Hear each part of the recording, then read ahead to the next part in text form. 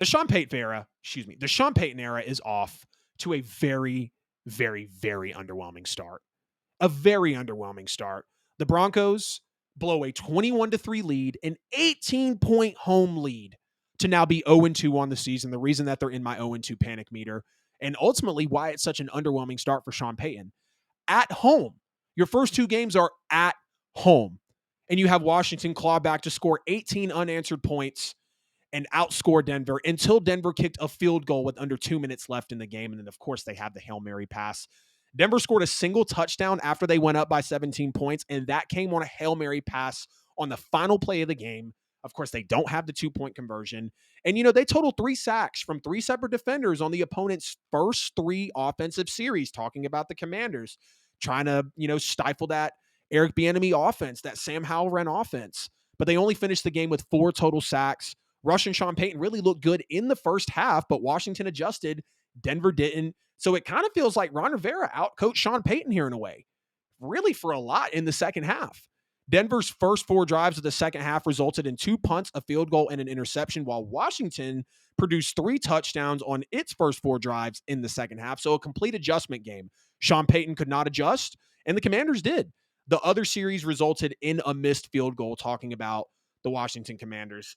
But you got to give the credit to Washington. You got to give the credit to Eric Bienemy. I know they haven't played anyone, but really Bienemy has been this offensive piece and X factor to get them clicking. And it's funny because we hear about, oh God, Eric Bieniemy's coaching his players too hard. Ron Rivera, this, that, and the third. Like, what's going to happen with his actual players?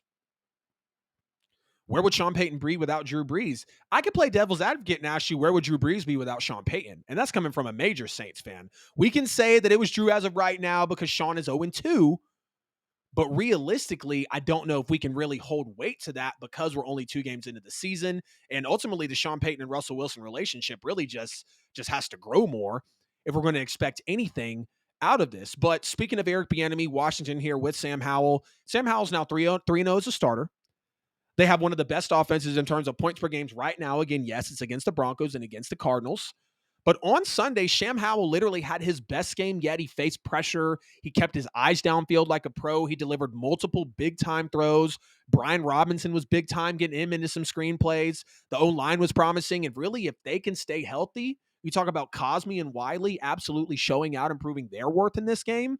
Defense steps up. They sacked Russell Wilson 7 times, held him to just above 50% completion in this game. And Chase Young was absolutely back. He played a lot more than that was expected, though. He impacts the game with multiple pressures on Russell Wilson. And really on the play that kind of turned the game on its head and turned it around, you had the Jamin Davis forced fumble when he sacked Russell Wilson.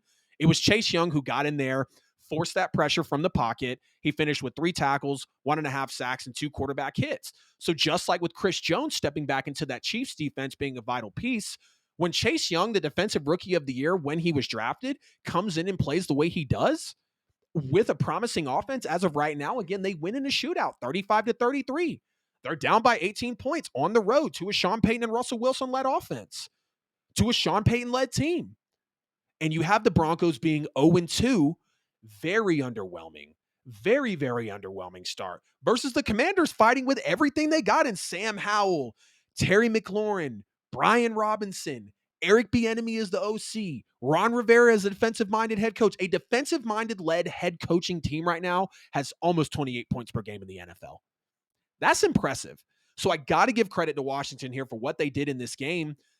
Sean Payton has no excuse to blow a 21-3 lead, an 18-point lead at home, give up 18 unanswered, not score a single touchdown after you go up by your 17 just to hit that Hail Mary on the final play of the game. Excuse me, you only scored that single touchdown. It was a prayer, a tip drill that Ron Rivera is probably pissed about because you're just supposed to bat that down. We saw when Georgia lost to Auburn off of the Hail Mary with Nick Marshall, if I'm not mistaken. Damn, I just threw myself back there. But y'all get in the chat in the comments and really y'all let me know what you think about the Broncos being 0-2, blowing this major lead to the Washington Commanders early in the season. Obviously, they're at home.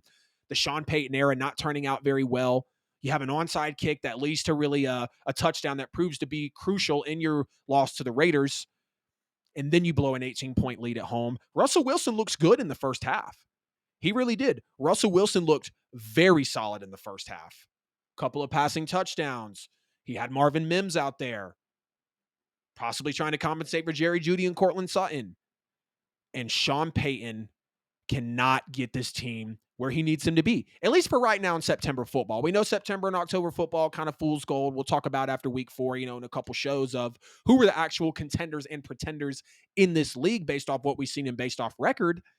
And I don't know if the Denver Broncos are going to be there right now. You don't want to continue to see this dink and dunk that Sean Payton had in his days with the New Orleans Saints toward the later tenure, take a year off, and then feels like he can't capitalize with this loaded roster. And really with Russell Wilson, y'all don't want to say that the roster is loaded, but I look at both sides of the ball and they've got talent everywhere.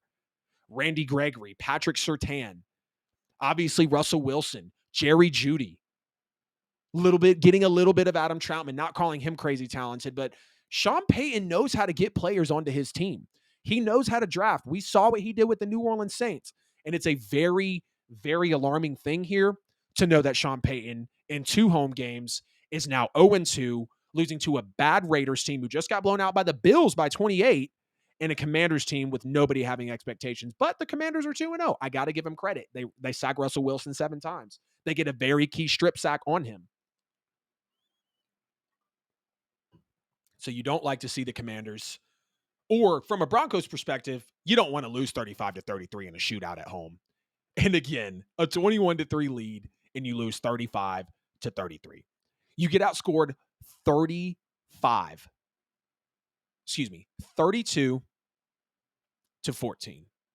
Is that right? Hold on. Yeah. 35-14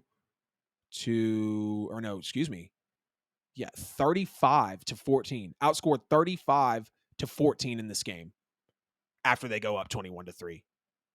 And we kind of saw Sean Payton do that at some points in New Orleans. We saw New Orleans have some big leads get away from them. We saw against the Rams, not only in the NFC title game, but in the same year when they beat them 45-35. You're up 13-0 at home in a playoff game.